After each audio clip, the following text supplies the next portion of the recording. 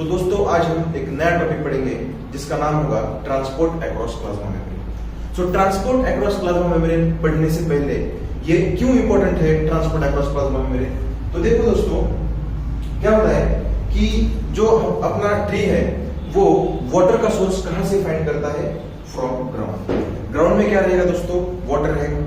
वो वाटर कहां से आएगा, ग्राउंड में आप ट्रीज को पानी देते हो, वो एक सोर्स है।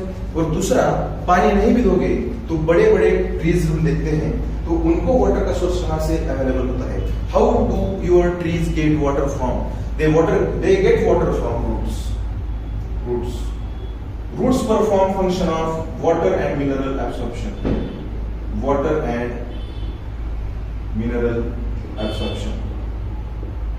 Water and mineral absorption कौन करता है, रूट्स करेंगे। ठीक है, तो कैसे करेंगे, देखिए ये वाटर एंड मिनरल्स का सोर्स कहां पे है, ग्राउंड में। अब मुझे एक बात बताइए, tell me one thing, how do this water get transported from roots to shoots? आपको एक क्वेश्चन आना चाहिए कि why water get transported to roots to shoots? Because water is so important that it should be transported to each and every part of plant. Okay? Each and every part of plant को क्या पहुंचना चाहिए, पानी पहुंचना चाहिए। तो ये कैसे होता है पॉसिबल, देखिए very interesting thing. What is interesting thing? The interesting thing is that this transport happens against the gravity. Against the gravity. क्या आपके प्लांट के पास कोई ऐसी मशीनरी है जिसके हेल्प से ये हो सकता है? नहीं। तो what is this mechanism because of which the transport of water takes place? I hope कि आपको लेक्चर के अंत तक इस क्वेश्चंस के आंसर मिल जाने चाहिए और आपको पता लगे कि ट्रांसपोर्ट प्लाज्मा मेम्ब्रेन के अक्रॉस किस तरीके से होने वाला है। तो इस चीज के लिए आपको ये पर्टिकुलर टॉपिक पढ़ना इंपॉर्टेंट है। तो now you know that why to learn this topic, let's dive deep into the structure of plasma membrane. Okay, so we will start our lecture from structure of plasma membrane. Structure of plasma membrane. What is speciality of plasma membrane? So this is the structure of plasma membrane. This is the structure of plasma membrane. क्या speciality है दोस्तों आपके plasma membrane की? तो दोस्तों plasma membrane है semi permeable. Your plasma membrane is semi permeable. What is another word for semi permeable? It is selectively permeable. And what are these structures? These structures are called as phospholipid bilayer.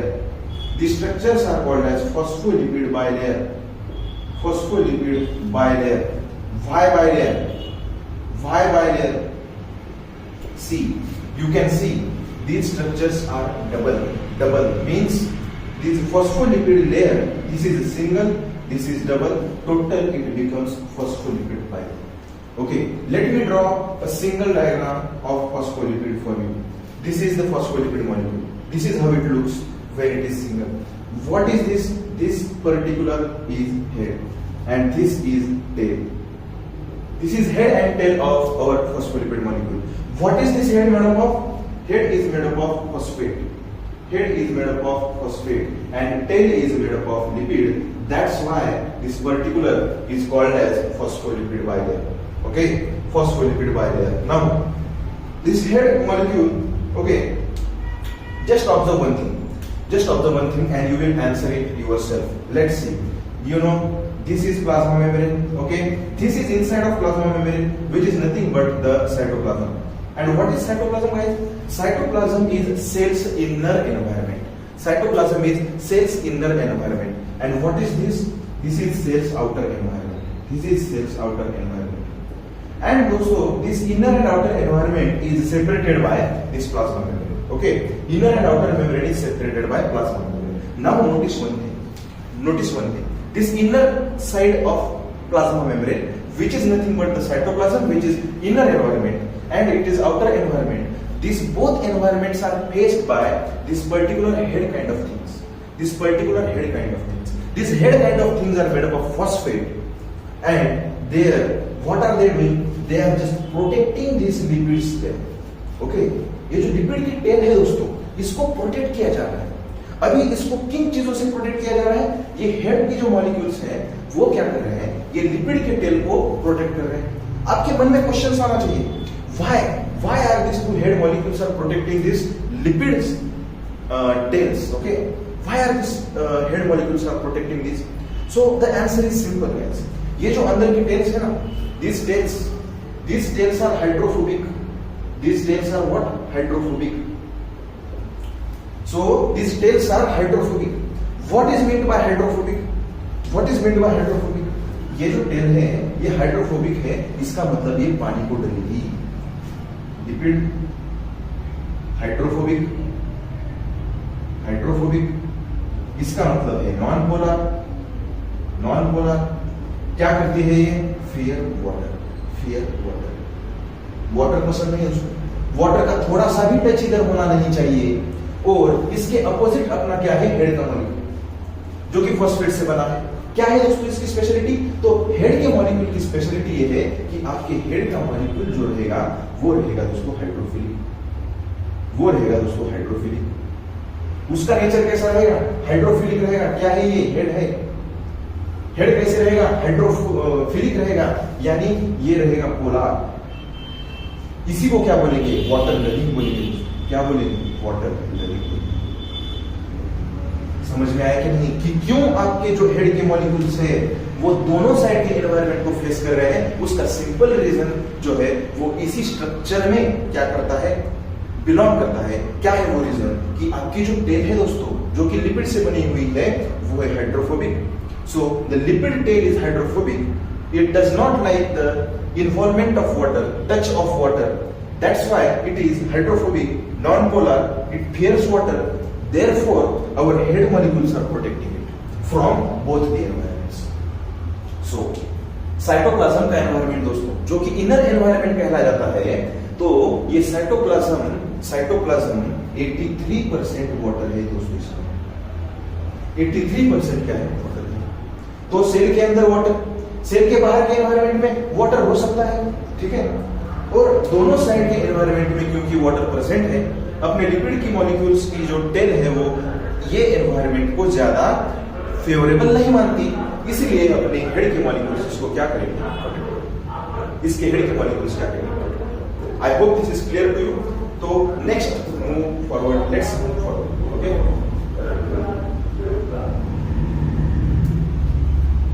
तो क्या पढ़ा उसको हमने पढ़ा कि plasma membrane का structure कैसे रहता है।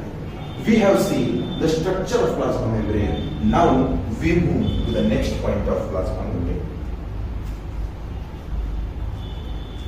Next point of plasma membrane. Plasma membrane is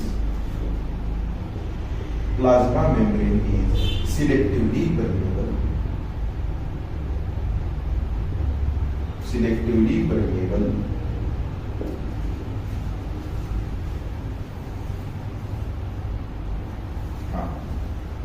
तो रिकॉर्डिंग चालू है।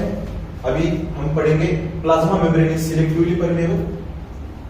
My question is what is selectively permeable? Okay, तो एक सेल है दोस्तों प्लांट की, बताइए जरा प्लांट सेल में सबसे बाहर कौन प्रेजेंट हो? सबसे बाहरी हिस्से में प्लांट के सेल के अगर आप देखोगे तो प्लांट सेल में सबसे बाहर आपको कौन दिखाई देगा? Plant cell outermost side you will see cell wall। अगर मैं आपको पूछूं कि how is your cell wall, तो your answer should be like cell wall is freely permeable। Sir ये मतलब समझाइए हमें, फ्रीली परमेबल क्या रहता है, सिलेक्टिवली परमेबल क्या रहता है? दोस्तों ये दो गेट कीपर्स हैं दोस्तों, अलग अलग गेट कीपर्स, इनका नेचर कुछ अलग अलग है। तो अगर आप सबसे पहले देखिए प्लांट सेल में सबसे आउटर साइड में आप देख रहे हैं क्या प्रेजेंट है? सेल वॉल प्रेजेंट है। Cell wall freely permeable. ये क्या करेगा दोस्तों? The cell wall is freely permeable, meaning that it will allow all kind of molecules to enter inside the cell. Okay, ये प्रोटेक्शन तो करता है, cell wall do the function of protection, but it will allow all kind of molecules to pass through the cell wall inside it. अभी जब एक molecule cell wall को पास करके, ठीक है, सेल के अंदर आता है, तब वो एनकाउंटर करता है सिलेक्टिवली परमेबल अपने प्लाज्मा मेम्ब्रेन को।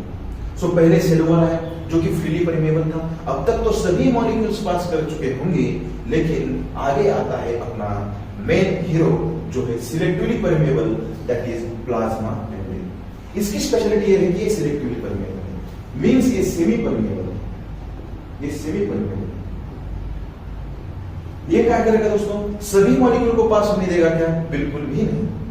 ये plasma membrane allows only those kind of molecules to pass inside the cell which are in demand. और डिमांड कौन करता है? डिमांड करेगी सेल। तो सेल को जिस चीजों की जरूरत होगी उसी चीजों को सेल के अंदर आने देना, सेल के अंदर सेल के प्लाज्मा मेम्ब्रेन के थ्रू पास करने देना, ये किसका काम है? Selectively permeable plasma membrane. तो एक ऐसा गेटकीपर है जो उन्हीं गिने चुने लोगों को अंदर आने देगा जिनके पास लाइसेंस होगा, जिनके पास परमिट होगा, ठीक है। तो सेल वॉल तो ठीक है, उसके पास कुछ चेक पॉइंट नहीं है दोस्तों।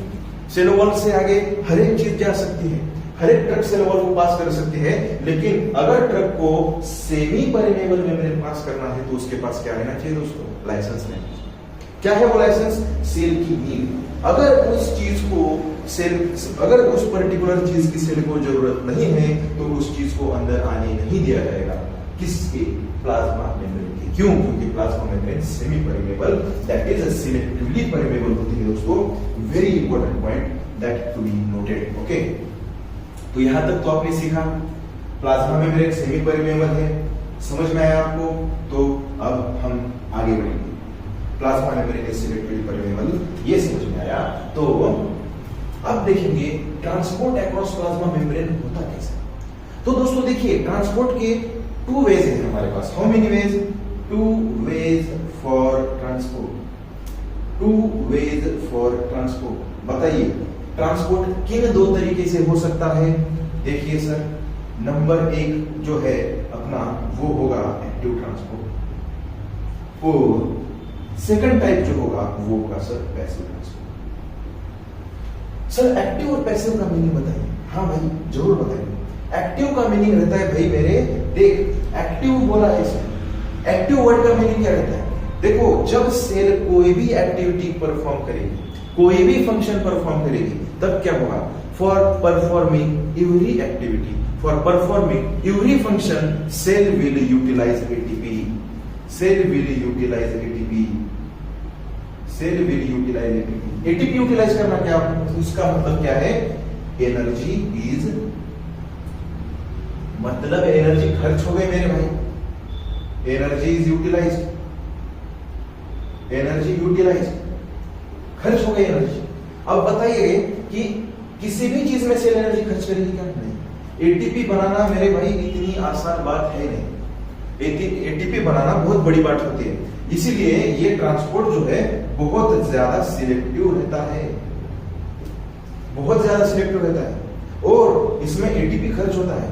एक और बात दोस्तों देखिए, अगेंस्ट द ग्रेडियंट होता है दोस्तों, अगेंस्ट द ग्रेडियंट होता है। ये क्या है? आगे पढ़ेंगे, आगे पढ़ेंगे, इसी लेक्चर में पढ़ेंगे। अगेंस्ट द ग्रेडियंट होता है, इसीलिए इसको एक्टिव कहा जाता है, और अगेंस्ट द ग्रेडियंट होने की वजह से इधर एटीपी खर्च होता है। पैसिव ट्रांसपोर्ट का देखिए, पैसिव का जो मतलब है वो होता है अपने आप का। अगर कोई चीज अपने आप परफॉर्म हो रही है उसे आप बोलोगे दैट इज पैसिव प्रोसेस। तो पैसिव या ट्रांसपोर्ट का यहां पे मीनिंग क्या होगा? No ATP is needed. No ATP is needed. क्यों? क्योंकि भाई सेल इधर कुछ एक्टिविटी नहीं कर रही, सेल का कोई फंक्शन नहीं है इधर, लेकिन फिर भी ट्रांसपोर्ट हो रहा है, इसको बोलेंगे पैसिव ट्रांसपोर्ट। पैसिव ट्रांसपोर्ट में एनर्जी एटीपी के फॉर्म में खर्च नहीं हो रही, नो नीड ऑफ एनर्जी। क्यों एनर्जी खर्च नहीं हो रही? क्योंकि ये क्या होता है दोस्तों? विथ द ग्रेडियंट होता है दोस्तों। क्या होता है? विथ द ग्रेडियंट होता है। ग्रेडियंट के साथ साथ मूवमेंट होना यानी पैसिव ट्रांसपोर्ट। समझे क्या? क्या बोला मैंने? तो सबसे पहले तो हमने पढ़ा प्लाज्मा मेम्ब्रेन का स्ट्रक्चर कैसा है। उसमें हमने ये पढ़ा प्लाज्मा मेम्ब्रेन फॉस्फोलिपिड से बना है, जहां पे कि एक हेड रहता है, वो हेड लाइक मॉलिक्यूल फॉस्फेट से बना हुआ होता है जो हाइड्रोफिलिक है। बाद में उसी के नीचे टेल्स रहती है, जो टेल्स है हाइड्रोफोबिक इन नेचर, जिसका काम क्या रहता है, टेल का काम क्या रहता है, वो हाइड्रोफोबिक है, इसलिए हेड उसको प्रोटेक्ट करेगा, हेड उसको प्रोटेक्ट करेगा। उसके बाद हमने क्या देखा, ये तो हुआ फॉस्फोलिपिड का बाइलेयर। उसके बाद हमने देखा कि कैसे प्लाज्मा मेम्ब्रेन अपना सिलेक्टिवली परमेबल है, गिने चुने मॉलिक्यूल्स को ही सेल के अंदर आने देगा। उसके बाद हम अभी देख रहे थे टू वेज ऑफ ट्रांसपोर्ट, उसमें हमने देखा एक्टिव एंड पैसिव। तो अभी हमारा जो एक पॉइंट बाकी है वो ये है एक्टिव ट्रांसपोर्ट का एग्जांपल, जो कि लिख लो Na+K+1।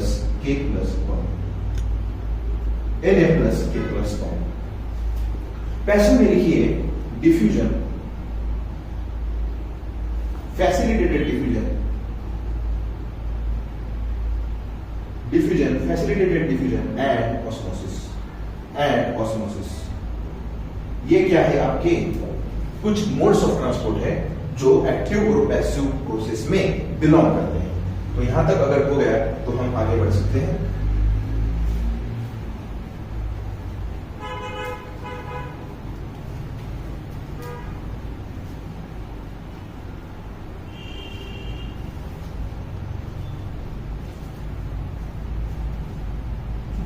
तो अभी क्या करेंगे हमने मोड्स ऑफ ट्रांसपोर्ट देखे। मोड्स ऑफ ट्रांसपोर्ट में हमने टू टाइप्स देखे, एक देखा एक्टिव, एक देखा पैसिव। अब हम क्या करेंगे, पैसिव पे पहले फोकस करेंगे, ज्यादा से ज्यादा फोकस हमारा होगा पैसिव ट्रांसपोर्ट। और पैसिव में वन बाय वन हम चीजें देखेंगे कि कैसे चीजें ऑपरेट होती है, और उधर मैं आपको ग्रेडियंट के बारे में भी बताऊंगा। तो सबसे पहले लिखिए दोस्तों डिफ्यूजन। डिफ्यूजन को एक और चीज, एक और नाम से बोला जाता है, वो है सिंपल डिफ्यूजन, ठीक है। तो जानेंगे, एक एक बातें एक्सप्लोर करते जाएंगे दोस्तों। सिंपल डिफ्यूजन देखिए, बहुत ही आसान तरीके से आपको सिंपल डिफ्यूजन पढ़ाऊंगा। अब आपने क्या किया, एक परफ्यूम की बोतल खुली, परफ्यूम के बोतल को एक एटोमाइजर लगा हुआ होता है, बटन लगा होता है, वो एटोमाइजर प्रेस करेंगे, उसके बाद में जो परफ्यूम के मॉलिक्यूल्स हैं वो एनवायरनमेंट में स्प्रेड होंगे। तो डिफ्यूजन का मतलब क्या है दोस्तों, डिस्पर्स होना, टू डिस्पर्स, इसी को बोलते हैं डिफ्यूजन। डिफ्यूजन का मतलब डिस्पर्स होना, स्प्रेड होना। लेकिन दोस्तों ये स्प्रेड होना इतना आसान नहीं है, क्योंकि ये स्प्रेड होने का एक पैटर्न रहेगा, और इस पर्टिकुलर पैटर्न में ही हमारे जो मॉलिक्यूल्स है वो स्प्रेड होंगे, जो कि पैटर्न है हमारा from high concentration to low concentration, high concentration to low concentration. क्या होगा, ये मूवमेंट होगा। और ये कैसी मूवमेंट हो गई, देखो अभी ग्रेडियंट क्या रहता है, देखो दोस्तों, ये है एक बीकर, ये है दूसरी बीकर, इन दोनों बीकर को क्या करो, आपस में जॉइन कर दो। एक बीकर में पानी भरो, एक बीकर में पानी भरो।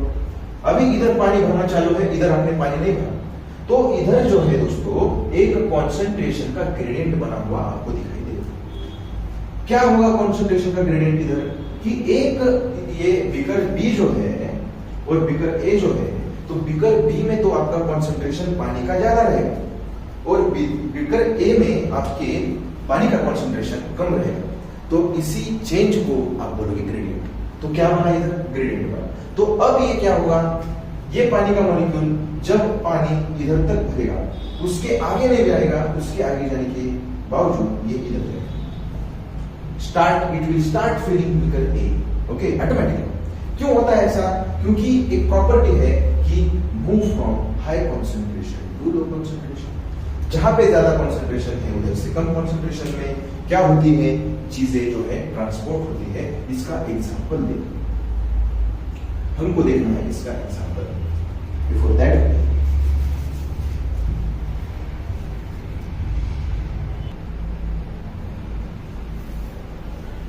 तो अब हम क्या कर रहे थे दोस्तों, डिफ्यूजन का यानी कि सिंपल डिफ्यूजन का एग्जांपल पढ़ रहे थे। तो एग्जांपल में देखिए क्या है, एक्सचेंज ऑफ गैसेस दोस्तों।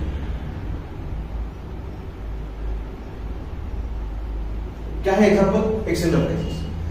तो डिफ्यूजन के थ्रू किन चीजों का ट्रांसपोर्ट होता है, एक तो गैस, दूसरा लिक्विड,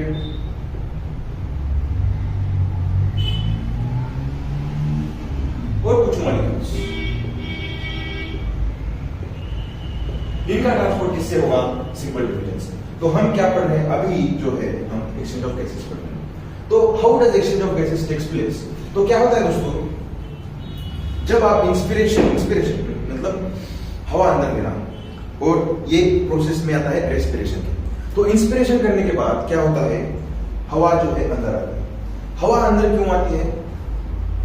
क्योंकि अभी देखो, बॉडी है आपकी, दूसरा है एनवायरमेंट। हवा आपने अंदर ली, मतलब the air enters inside your body. Why do air enters inside your body? Because your body has got low amount of particular gas, any gas, air. Pressure of air is low. Environment has got more amount of gas, more amount of air. Okay? इसकी वजह से एक gradient create हुआ, और हमारा gradient क्या करता है? कहता है from high concentration to low concentration चीजें ट्रांसपोर्ट होगी। इसलिए क्या हुआ, एनवायरमेंट से ये जो गैसेस हैं, ऑक्सीजन, कार्बन डाइऑक्साइड, कौन से भी हो, एनवायरमेंट की गैसेस आपके बॉडी में आए। ठीक है, तो अब हम देखेंगे, ये तो हुआ बॉडी लेवल के ऊपर। अब हम देखेंगे सेल के लेवल के ऊपर क्या चीजें होती है। सेल लेवल, तो सेल लेवल के ऊपर क्या इफेक्ट होगा डिफ्यूजन का ऑफ गैसेस? कैसे होगा? सेल के लेवल के ऊपर। तो देखिए दोस्तों, सेल में जो है सेलुलर रेस्पिरेशन की वजह से CO2 बिल्ड होता रहता है। सेलुलर लेवल के ऊपर सेल में सेलुलर रेस्पिरेशन की वजह से CO2 बिल्ड होते रहता है, और क्या होगा, ऑक्सीजन कम होता रहेगा। सेल में अभी क्या कंडीशन है? एग्जिस्टिंग कंडीशन के बारे में अगर बात की जाए तो CO2 ज्यादा, वाई? सेलुलर रेस्पिरेशन की वजह से। O2 कम, क्यों? क्योंकि O2 यूटिलाइज होते जा रहा है। ये है सेल की एग्जिस्टिंग कंडीशन। अब एनवायरमेंट की बात करेंगे। सेल की एनवायरमेंट यानी ब्लड है। ब्लड में क्या बताया जाएगा कि you have taken a fresh breath because of which you have got high amount of O2 in your blood and low amount of CO2 in your blood. आपके blood में क्या कंडीशन है? ब्लड में O2 ज्यादा, CO2 कम है। अब क्या होगा? Now if you talk about O2, it will enter the cell.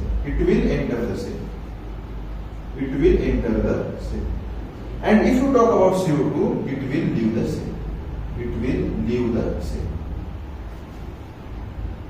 ये क्यों हुआ? It will leave the cell. CO2 will leave the cell. Why? Because existing condition cell में CO2 ज्यादा था, इसलिए, और एनवायरमेंट में CO2 कम था। किसके एनवायरमेंट में? सेल के एनवायरमेंट में। इसलिए CO2 आपके सेल से कहा गया एनवायरमेंट में। और इसके कॉन्ट्रास्ट क्या हुआ? ऑक्सीजन सेल में कम था, एनवायरमेंट में ज्यादा था, तो ऑक्सीजन सेल से एनवायरमेंट में चला, एनवायरमेंट से सेल में चला गया। ठीक है, एनवायरमेंट में से सेल में चला गया। एनवायरमेंट में O2 ज्यादा था, सेल में O2 कम था, इसलिए एनवायरमेंट में से कहां चला गया? O2 आपके सेल में चला गया। सो ये है सेलुलर लेवल के ऊपर होने वाला, क्या होने वाला? Diffusion of gas.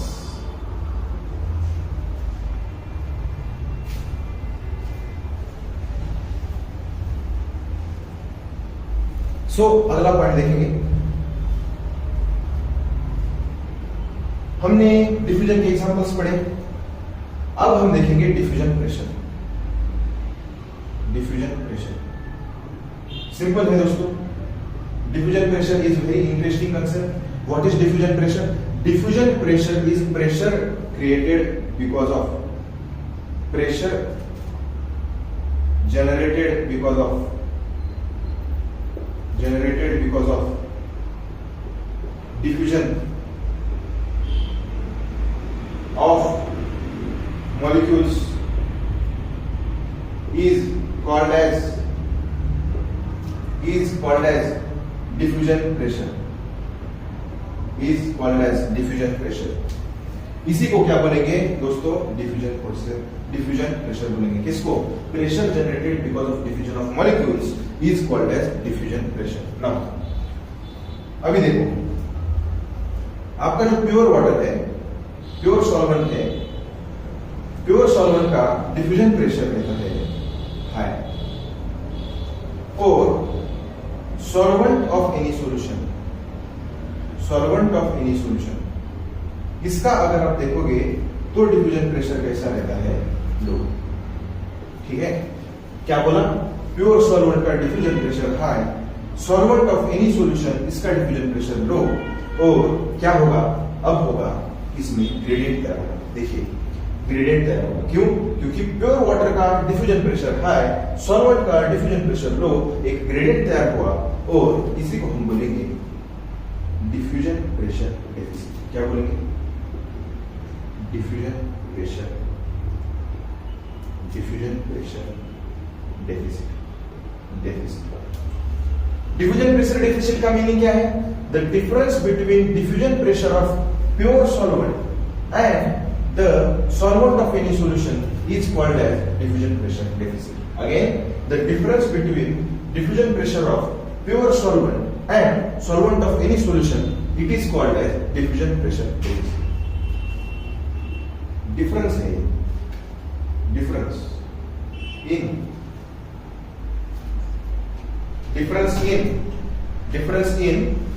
diffusion pressure of pure solvent and solvent of any solution,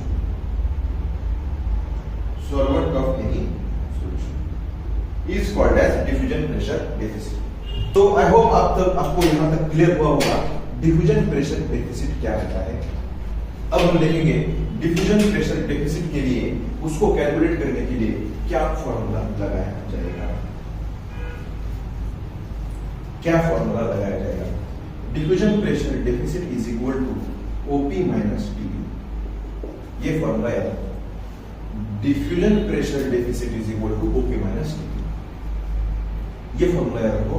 ये हम आगे एक्सप्लेन करेंगे कि diffusion pressure deficit OP minus TP का मतलब क्या है।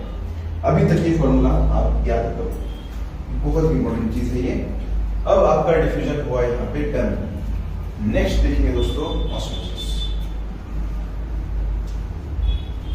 अब देखेंगे हम ऑस्मोसिस। ऑस्मोसिस देखिए, the movement of solvent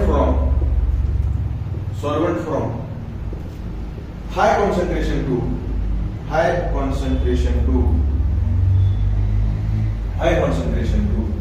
low concentration.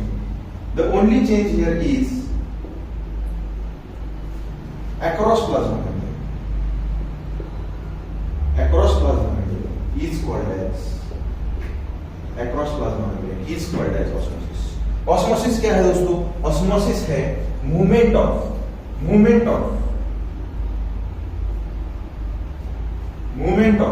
Solvent from high concentration to low concentration across plasma membrane is called as osmosis. So osmosis और डिफ्यूजन में अंतर क्या हुआ? सिर्फ अंतर हुआ इस चीज का, ये है अक्रॉस प्लाज्मा मेम्ब्रेन। अगर ट्रांसपोर्ट आपका अक्रॉस द प्लाज्मा मेम्ब्रेन जा रहा है तो उसको क्या बोलेंगे? ऑस्मोसिस बोलेंगे। अभी देखो ऑस्मोसिस एक्सप्लेन करेंगे। डेफिनेशन तो पता चल गई आपको कि movement of solvent from high concentration to low concentration is called as osmosis. अभी इसमें आगे बढ़ने से पहले आपको एक चीज याद होना बहुत जरूरी है कि ऑस्मोसिस जो है वो सिर्फ और सिर्फ वाटर यानी सॉल्वेंट का ही हो सकता है। ओनली सॉल्वेंट, ठीक है, ओनली सॉल्वेंट। बाकी किसी चीज का ऑस्मोसिस पॉसिबल नहीं है। तो इसकी वजह से आपको एक चीज पढ़ना बहुत जरूरी होता है, वो है वाटर का पोटेंशियल। ये बहुत इंपॉर्टेंट पॉइंट है, पोटेंशियल ऑफ वाटर यानी पानी की शक्ति। इसको कैसे डिटरमाइन किया जाता है, इसको कैसे डिफाइन किया जाता है? Free free energy of water molecules or water is called as water potential.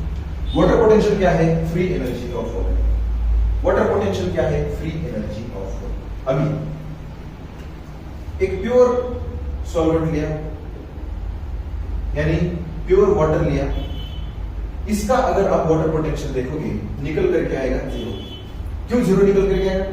क्योंकि इसमें सोल्यूट का अमाउंट मिलेगा zero. Why? Because of no solutes. इसमें एक भी सोल्यूट प्रेजेंट नहीं है, जिसकी वजह से प्योर सॉल्वेंट का और वाटर का वाटर पोटेंशियल कितना आता है? जीरो.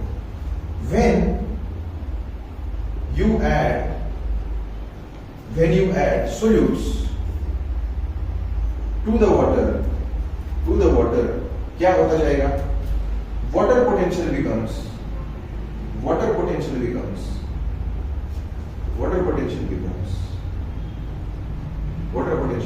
negative. जैसे जैसे आप पानी में क्या ऐड करते जाओगे? सोल्यूट्स. तो क्या होता जाएगा? वाटर पोटेंशियल निगेटिव होता जाएगा. क्यों? क्योंकि वो जब एक भी सोल्यूट आपके सॉल्वेंट में यानी पानी में प्रेजेंट नहीं है, तब वाटर पोटेंशियल क्या रहता है? जीरो. लेकिन जब जैसे जैसे आप सोल्यूट्स ऐड करते जाएंगे, वाटर पोटेंशियल कैसा हो जाएगा? नेगेटिव. तो अभी इसके हिसाब से पानी की मूवमेंट देखते हैं. ऑस्मोसिस में हमने पढ़ा water always moves from high concentration to low concentration but across the plasma membrane. तो वाटर पोटेंशियल के हिसाब से अगर आप देखें तो water moves from high to low water potential.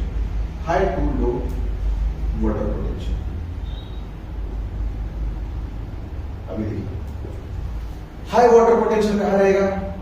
जहां पे सोल्यूट्स प्रेजेंट है या नहीं है? नहीं है, इसलिए इसको बोलेंगे प्योर सॉल्वेंट. और लो वाटर पोटेंशियल कहां पे रहेगा? जो सॉल्यूशन है. और सॉल्यूशन में क्या होगा? सोल्यूट्स रहेंगे हाई. सॉल्वेंट है, प्योर है, तो सोल्यूट जीरो. और सॉल्यूशन है यानी सोल्यूट्स है, तो कुछ तो भी सोल्यूट्स प्रेजेंट रहेंगे, इससे तो ज्यादा है. इसलिए हम ये भी कह सकते हैं कि water moves from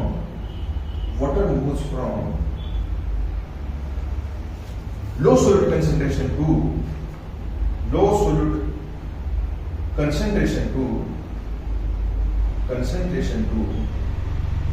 high solute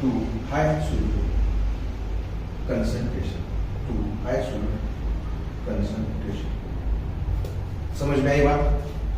कहां से कहां गए? Water moves from high to low water potential. क्या है water potential? Water potential is free energy of water. So pure water यानी प्योर सॉल्वेंट का अगर हम वाटर पोटेंशियल निकालें, what is the water potential for pure water? It is zero because there are no solutes. And when you add solutes to the pure water, water potential becomes negative. And we can say water moves from high to low water potential. And where does this high water potential condition exist? Where there are no solutes. And if there are no solutes, you can say that particular solvent is pure. And from high water potential to low water potential, where does this low water potential condition exist? So low water potential condition means there are few solutes present inside your solution, and therefore we can say that water moves from low solute concentration to high solute concentration. Are you clear? So let's move forward.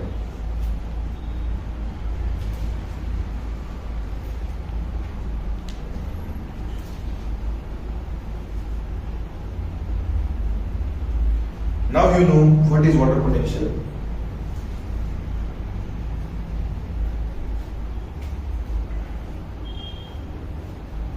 Now the next point is osmotic pressure. Now the next point is osmotic pressure. What is osmotic pressure? The pressure created due to the pressure generated because of osmosis. Because of osmosis. To know this, okay, to understand this, you need to know about solutions. Different solutions. First of all, there is isotonic solution.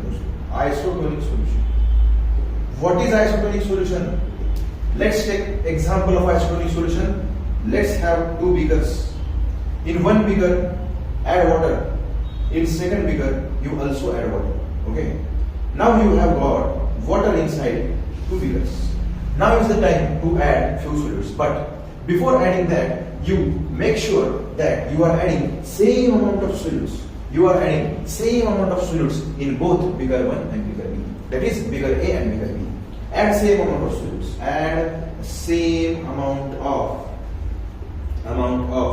solids to both these beakers. Then these solutions are called as isotonic solutions. Why? Because the solution A and solution B have same amount of solids. Therefore, these two solutions will be known as isotonic solutions.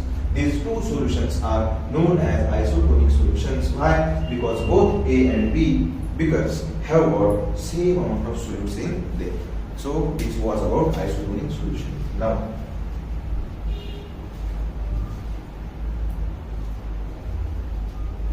second, you have hypotonic solution.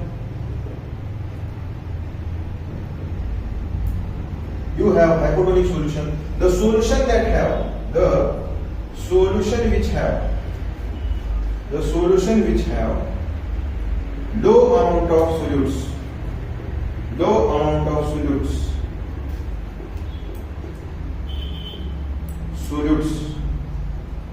with respect to environment, यानी कि environment से आपका जो solution है उसके पास solutes कम रहेंगे, तब आपके सॉल्यूशन को क्या कहा जाएगा? Hypotonic solution. क्या है? The solution which have low amount of solutes with respect to environment. With respect to environment, environment के रिस्पेक्ट में आपके सॉल्यूशन के पास सॉल्यूट्स क्या है? कम है, low amount of solutes. Then आपको क्या कहा जाएगा? Hypotonic solution. तीसरा solution hypertonic solution.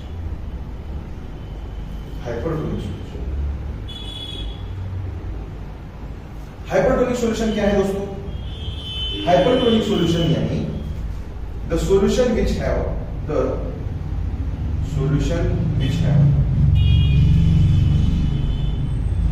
high amount of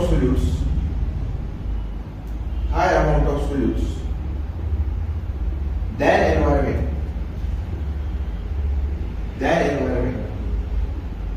Such a solution is called as hypertonic solution. जिस solution के पास उसके environment से ज्यादा solutes के amount होंगे, which has high amount of solutes, जिसके पास high amount of solute रहेंगे with respect to environment, उसको कहा जाएगा hypertonic.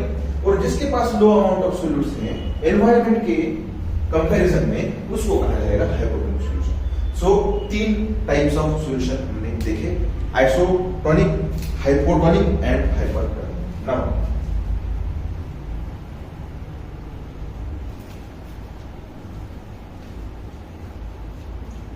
एक बहुत इंपॉर्टेंट बात है, ये जो हम सेल मेम्ब्रेन की पढ़ाई कर रहे थे, प्लाज्मा मेम्ब्रेन की पढ़ाई, तो इसमें आरबीसी की जो सेल है आपकी, आरबीसी की सेल, इसको मॉडल के तौर पे यूज किया जाता है, जिसमें 40% आपका लिपिड्स, 50% प्रोटीन्स और बाकी का 10% में कार्बोहाइड्रेट्स और बाकी के कंपोनेंट्स आते हैं.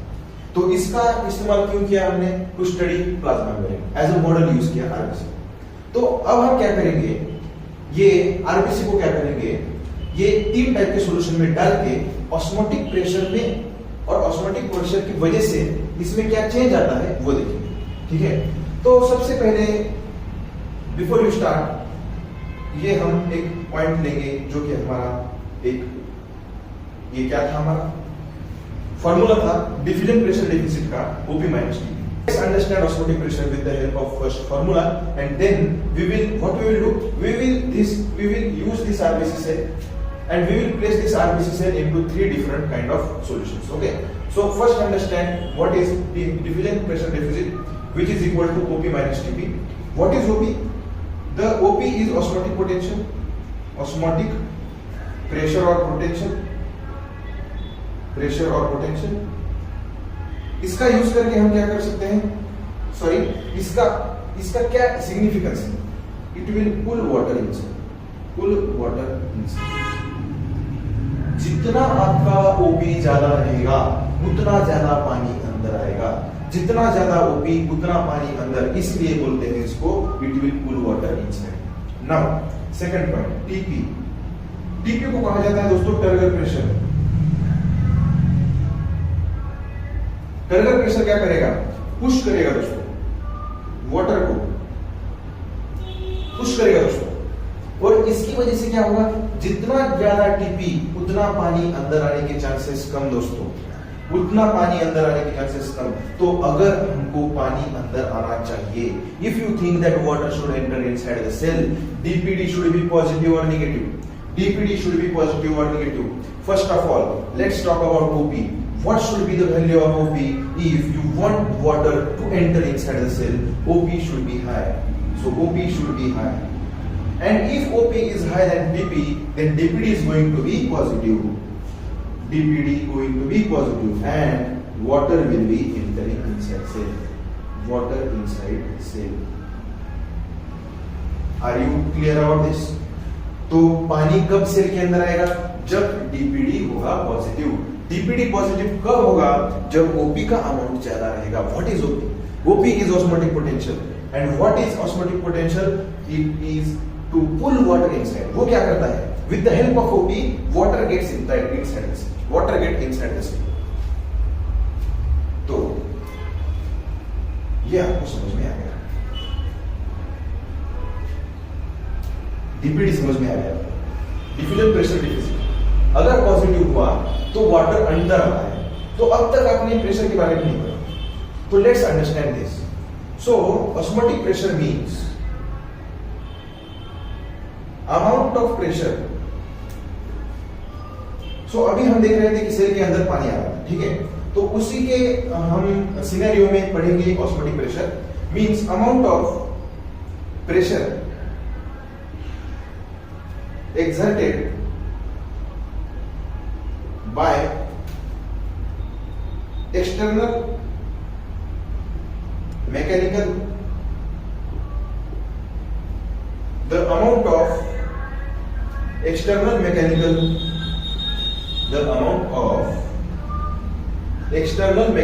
pressure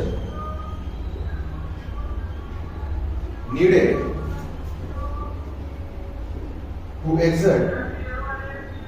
to exert to stop water from entering inside the cell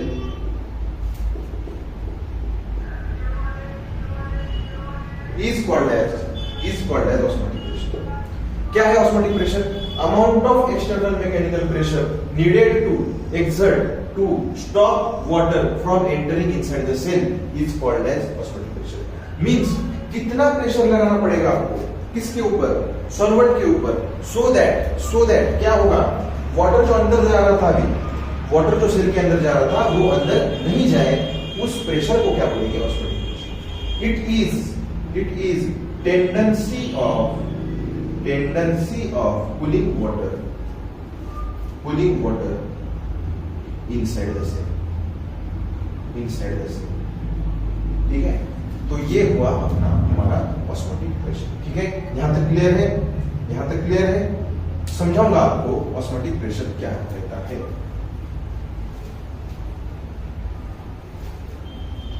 सो दो बीकर लेंगे. ये दो बीकर को क्या किया हमने, प्लाज्मा मेम्ब्रेन से सेपरेट किया. नहीं तो क्या करेंगे, दो सॉल्यूशंस सीधा क्या करेंगे, हम प्लाज्मा मेम्ब्रेन से सेपरेट करेंगे. तो इधर है हमारा प्लाज्मा प्लाज्मा मेम्ब्रेन ने क्या किया दोस्तों, सेपरेट किया है दो सॉल्यूशंस को, इधर है सॉल्यूशन ए, इधर है सॉल्यूशन बी, इधर है सॉल्यूशन बी। क्या करना है हमको, ये क्या हुआ, ये है हाइपोटोनिक सॉल्यूशन, हाइपोटोनिक सॉल्यूशन। ये क्या है, hypertonic solution, hypertonic solution.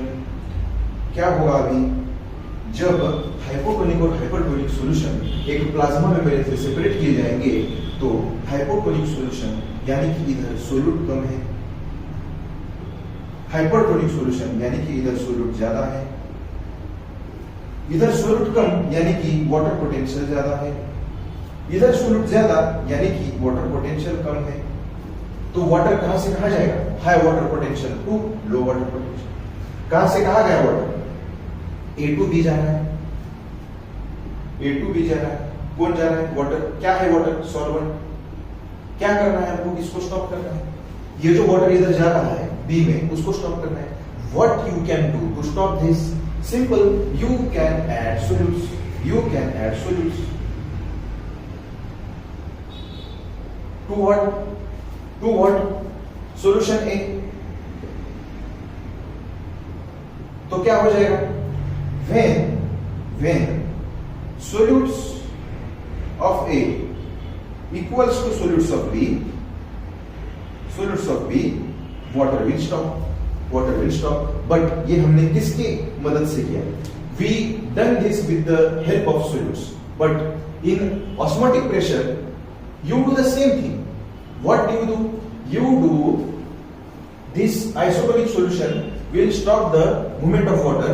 You are simply stopping the movement of water, but not with the help of solutes, with the help of external mechanical pressure. So what you are doing in osmotic pressure with the help of external mechanical pressure, you are simply stopping this water that is from solution A to moving water from solution B. Okay, so solvent movement A to B, you are stopping that simply with the help of external mechanical pressure, that is known as osmotic pressure. And here in this particular condition, you are also stopping this water movement from A to B by simply adding the solutes, but it is not osmotic pressure. It is not because of osmotic pressure. And osmotic pressure is simply measured by the amount of external pressure exerted.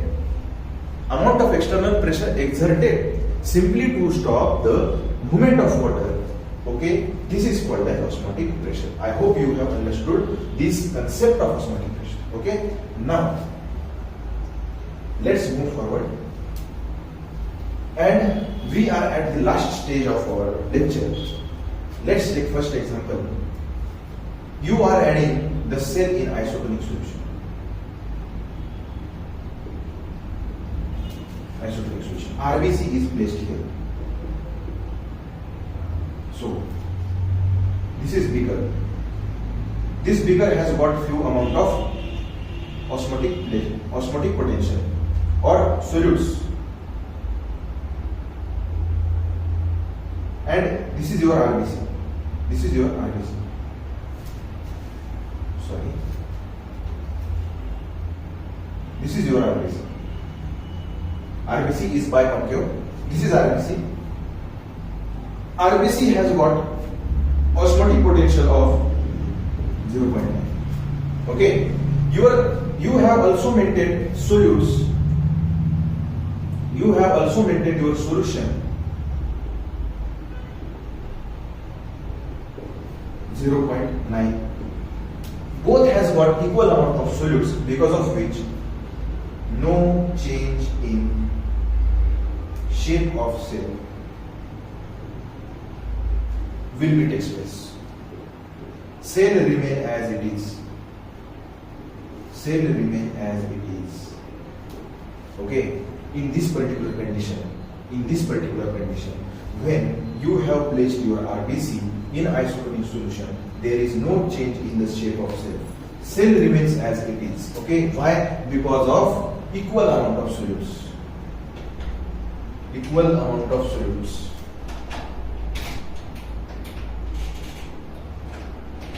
This is the condition. So when RBC is placed in isotonic solution, there will be no change in the shape of cell. Cell will remain as it is, equal amount of solute. Why this takes place?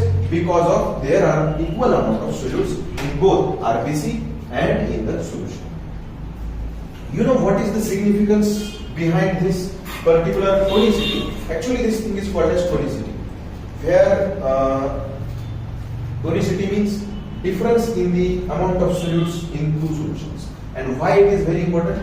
Your body has 0.9 tonicity, or we can say this much amount of solutes you have.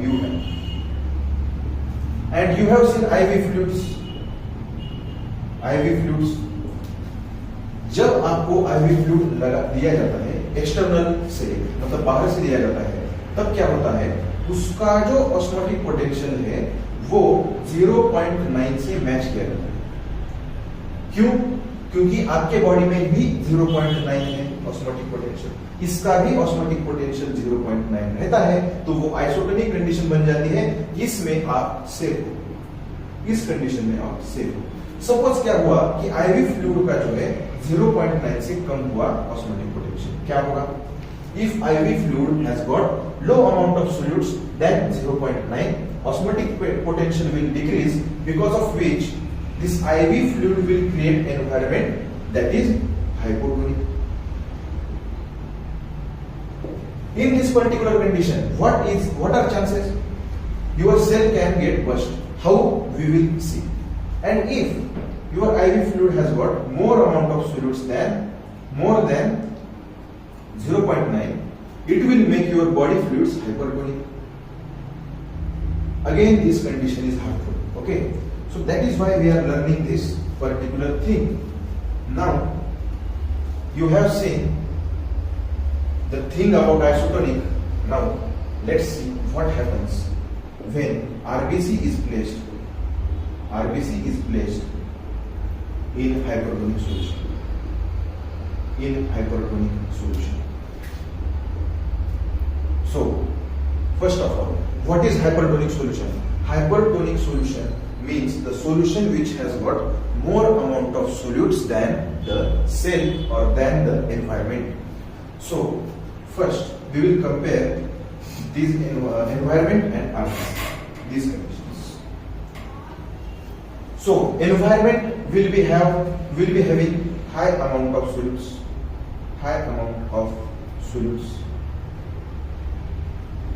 Your cell will be having low amount of solutes. Low amount of solutes. Low amount of solutes. Now, high amount of solutes means water potential is low. Water potential is low. And low amount of solutes means water potential is high. Water potential is high. Now, what is the property of water? कहां से कहां water की movement होनी चाहिए? From high water potential to low water potential. Means RBC से पानी कहां आना चाहिए? RBC के बाहर आना चाहिए दोस्तों. So इस particular condition में when RBC is placed in hypertonic solution or any cell placed in hypertonic solution, अगर hypertonic solutions का एक ही मीनिंग है, hyper means ज्यादा सोल्यूट्स होने के कारण उसको कहा जाता है हाइपरटोनिक सॉल्यूशन। और हाइपरटोनिक सॉल्यूशन में अगर कोई सेल आप डालते हो तो क्या होता है, हाइपरटोनिक सॉल्यूशन में सेल डालने के बाद सेल से बाहर पानी, okay, so water will move from outside the cell, water will move outside the cell. देख सकते हैं आप वाटर की मूवमेंट कहां से कहां हो रही है, हाई वाटर पोटेंशियल, जो कि कहां है, आरबीसी के सेल में। एनवायरमेंट में ज्यादा सोल्यूट्स होने के कारण वाटर पोटेंशियल कम है, इसलिए आरबीसी से पानी एनवायरमेंट में आ गया। क्या होता है इस पर्टिकुलर कंडीशन में? तो इसका इफेक्ट एनिमल सेल पे क्या और प्लांट सेल पे क्या है वो देखिए। Animal cell and plant cell इनमें अलग अलग दिखाई देता है। एनिमल सेल बन जाती है दोस्तों फ्लासिड। क्या बन जाती है? फ्लासिड। कैसे? फ्लासिड कैसे बन जाती है एनिमल सेल? तो सबसे पहले पानी तो कहां गया? बाहर गया, यानी डीपीडी कैसा हो गया आपका? नेगेटिव। डीपीडी निगेटिव कब होगा? जब आपका ओपी कैसा था?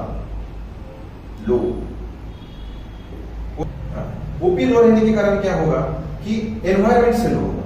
तो सबसे पहले इधर एनवायरमेंट का देखेंगे, एनिमल सेल का कंपैरिजन एनवायरमेंट की करने के बाद प्लांट सेल के पास जाएंगे। ये है एनवायरमेंट। एनवायरमेंट में क्या था? एनवायरमेंट में क्या था? OP high. इसलिए क्या हुआ?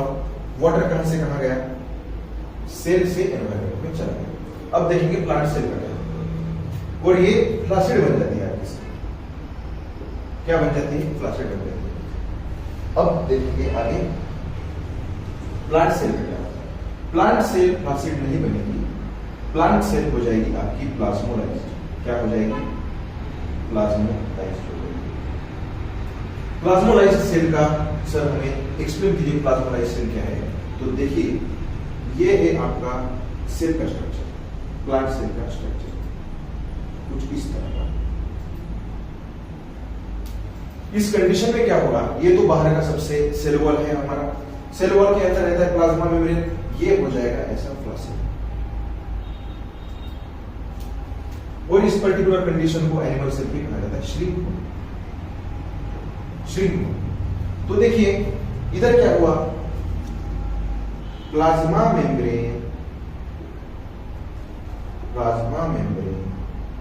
has broken from or has loosened from, detached from बोलेंगे, detached from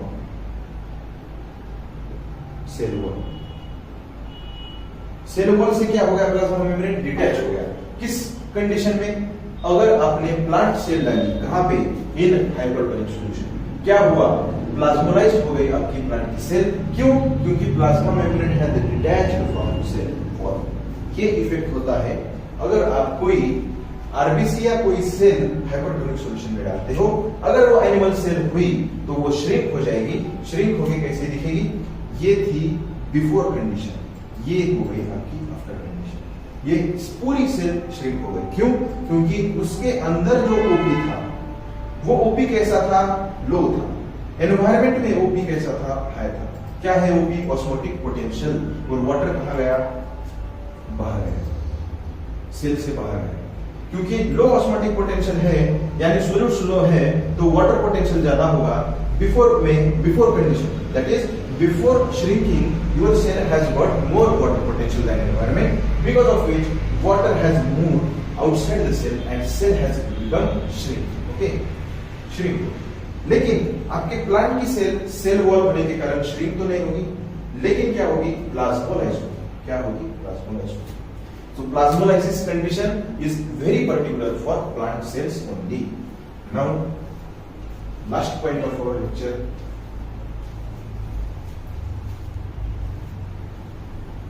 What happens if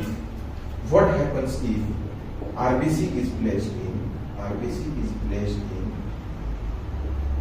hypotonic solution? This is very important. Hypotonic solution. So, hypotonic solutions means the solution which has got low amount of solutes. So, environment कैसा है? Low solutes. Then cell. So, आपकी cell जो है उसके पास क्या है? High amount of solutes. High amount of solutes. Cell के पास high amount of solutes, environment के पास low amount of solutes. Low amount of solutes environment के पास है, सेल के पास हाई अमाउंट ऑफ सोल्यूट्स है, सेल के पास ओपी हाई रहेगा। सेल के पास ओपी हाई रहेगा। सेल का टीपी कैसा है? ये बिफोर वाली कंडीशन है। बिफोर मतलब हमने सेल अभी तक प्लेस नहीं की, तब टीपी कैसा होगा? इस कंडीशन में टीपी भी हमेशा क्या इधर क्या रहेगा? टीपी इस पर्टिकुलर कंडीशन में लो रहेगा। ओपी कैसा है? हाई है। ठीक है। अब क्या हुआ? एनवायरनमेंट में ऑस्मोटिक पोटेंशियल क्या था? एनवायरनमेंट का लो था। सोल्यूट्स कैसे है? एनवायरनमेंट में लो है। यानी एनवायरनमेंट में अगर आप देखोगे वाटर पोटेंशियल ज्यादा, आपका सेल का वाटर पोटेंशियल कम। तो पानी कहां से कहां जाना चाहिए? एनवायरमेंट से सेल में जाना चाहिए, एनवायरमेंट से सेल में जाना चाहिए। तो अभी देखेंगे क्या होता है।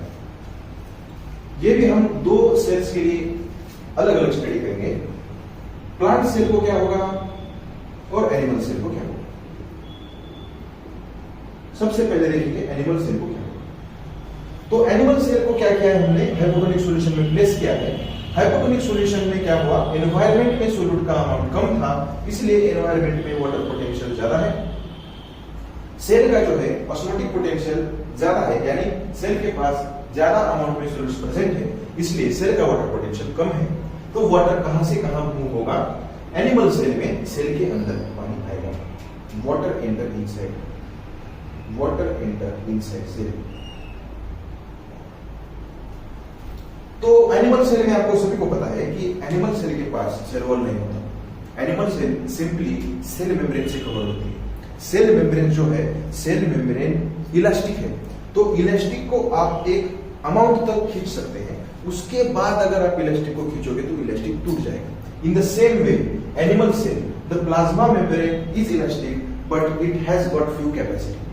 When it capacity is reached and when it becomes strain for that particular plasma membrane, because water is continuously entering inside the cell, because of that stress plasma membrane gets broke and your animal cell is said to be burst, B-U-R-S-T, burst हो गया आपकी plant cell, animal cell. Why?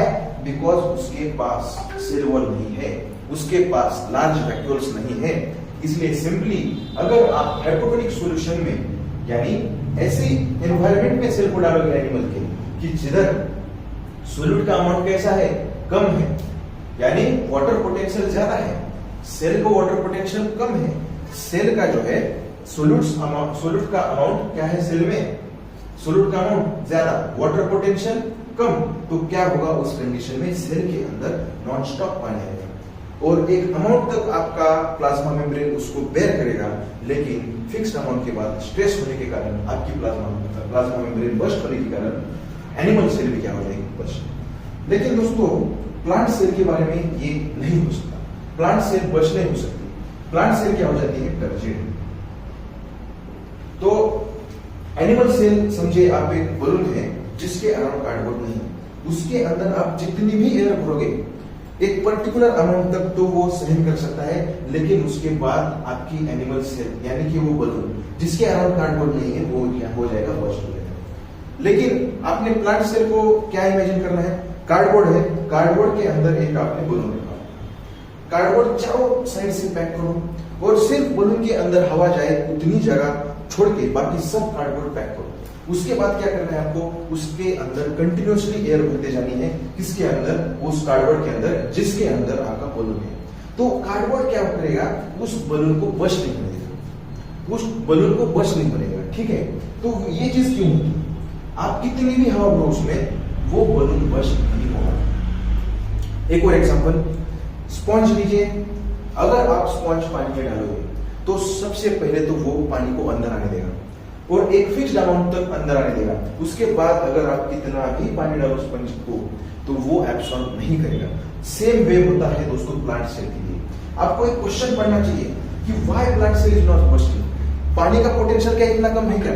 हम news में देखते हैं tsunami जब आती है पानी की प्रभाव के आगे कुछ भी नहीं दिखता, पानी सभी को मतलब लेके जाता है, लेकिन प्लांट का सेल के वॉल के पास ऐसा क्या है कि वो रेजिस्ट करता है, क्योंकि इधर रोल सिर्फ प्लांट की सेल वॉल का नहीं, रोल सिर्फ प्लांट की सेल वॉल का नहीं होता, उसके साथ वैक्यूल्स भी रहते हैं।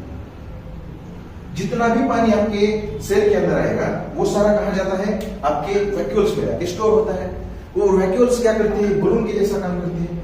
वैक्यूल्स क्या करेगी, देखिए ये आपका सेल वॉल है, अंदर वैक्यूल्स थी, वैक्यूल्स के अंदर पानी भरते भरते भरते वैक्यूल्स सेल वॉल को हिट करेगी और सेल वॉल के अगेंस्ट प्रेशर लगाएगी। सेल वॉल का भी क्या काम है, वो टर्जिड है, वो भी अपनी जगह से नहीं हिलता, वो इनसाइड की तरफ उसको मींस वैक्यूल्स को प्रेशर लगाता है और दोनों का प्रेशर हो जाता है इक्वल, दोनों का प्रेशर हो जाता है इक्वल।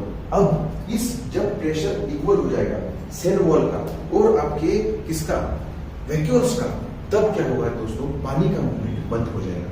तो इसी को समझते हैं हम। होता क्या है प्लांट सेल के बारे में, तो सबसे पहले प्लांट सेल के बारे में आपको पढ़ने के लिए एक पॉइंट पता होना बहुत जरूरी है, वो है टर्गर प्रेशर। टर्गर प्रेशर ये क्या रहता है दोस्तों? Pressure exerted against the cell wall, by cell is called as turgor pressure. और ये क्यों होता है? क्योंकि सेल के अंदर पानी भर रहा है। ओके, और ऑस्मोटिक प्रेशर क्या कर रहा है हमारा? Pulls water inside. अब टर्गर प्रेशर भी क्या होगा इस टाइम पे? क्यों? क्योंकि पानी अंदर आ रहा है, टर्गर प्रेशर भी होगा हाई। टर्गर प्रेशर का काम क्या है? पुश करना। किसको? अंदर की तरफ से पुश करना। Push from inside against the cell wall.